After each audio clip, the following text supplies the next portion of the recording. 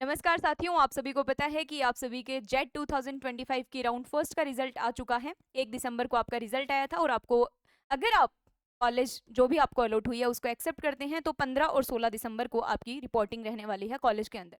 लेकिन यहाँ पर बहुत सारे स्टूडेंट्स का कन्फ्यूजन ये रहता है कि हम अपवर्ड लगाएं या नहीं, अपवर्ड का मतलब क्या होता है? कहीं अगर हमने अपवर्ड लगा दिया तो हमें जो मिली हुई सीट है वो ना चली जाए। तो हम सारे आपके इन्हीं सारे कन्फ्यूजन्स को क्लियर करने के लिए आज का ये हमारा वीडियो लेक्चर होगा, अंत तक जरूर देखें। सबसे पहली चीज तो अपवर्ड का मतलब क्या होता है? अपवर्ड का मतलब होता है, मान लो आपने 5 कॉलेजें लगाई हैं, मान लीजिए कि आपने 5 कॉलेजें लगाई है, नंबर 1, 2, 3, 4 और 5।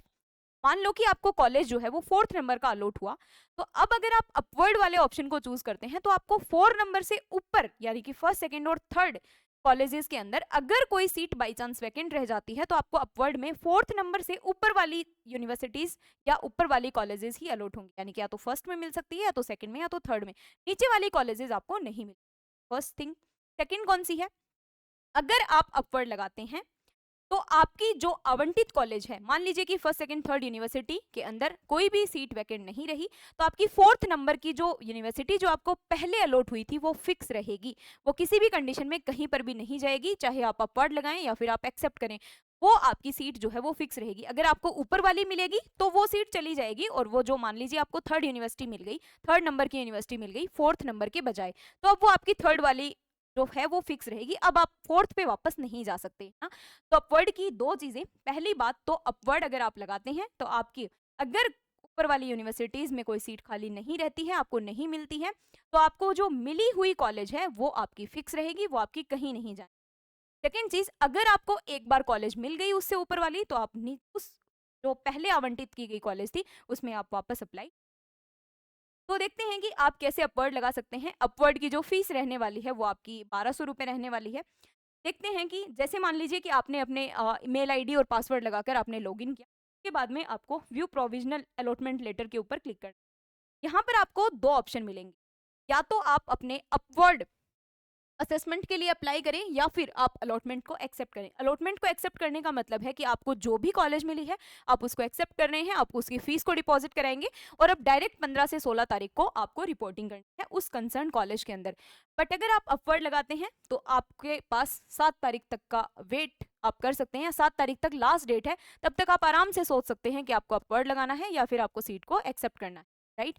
अगर आपको अपवर्ड लगाना है तो आप इस वाले ऑप्शन को चूज कर सकते हैं, apply for upward assessment, and then यहाँ पर ऑनलाइन पेमेंट के लिए आपको क्लिक करना है। राइट।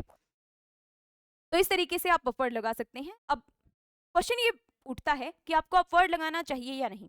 देखो, सबसे फर्स्ट थिंग तो ये होती है कि अगर हम फर्स्ट काउंसलिंग के अंदर अपवर्ड लगाते हैं तो वेरी बी ऑनेस्ट, आपको चांसेस बहुत कम होते हैं कॉलेज मिलने के, क्योंकि स्टूडेंट्स ने अपनी चॉइस के अकॉर्डिंग ही कॉलेजेस लगाई होती हैं। वो स्पोर्ट काउंसलिंग के बारे में भी हम किसी अदर वीडियो के अंदर डिस्कशन करेंगे कि स्पोर्ट काउंसलिंग क्या होती है और उसकी क्या प्रोसीजर होती है, आप किस तरीके से, अगर आपको सीट नहीं मिली है कोई भी, तो आप किस तरीके से पा सकते हैं। पर अभी हम फिलहाल की बात करें तो जो फर्स्ट, सेकंड, थर्ड राउंड होता है उसमें एक बार जो सीट आपको आवंटित हो गई है, ऑब्वियस सी बात है हर एक स्टूडेंट ने अपनी चॉइस के अकॉर्डिंग लगाई होती है। तो ऐसा नहीं है कि हर एक स्टूडेंट ही अगर अपवर्ड लगा रहा है तो उसके मिलने के चांसेस रहेंगे, लेकिन अगर आपको आपकी पसंद की कॉलेज नहीं मिली है तो ऑब्वियस ही बात है ना, जो आपको मिली हुई सीट है वो तो फिक्स रहेगी, उसकी तो कोई टेंशन ही नहीं है। तो हो सकता है अगर आपको वो कॉलेज पसंद नहीं है तो आप ऊपर वालों के लिए ट्राई कर सकते हैं, लेकिन बहुत कम चांसेस होते हैं, मतलब मे भी हम मान सकते हैं 10% चांसेस होते हैं कि वो अपवर्ड के अंदर आपको ऊपर वाली अलॉटेड, अगर कोई स्टूडेंट छोड़ता है तभी आपको वो सीट मिल पाती है। राइट।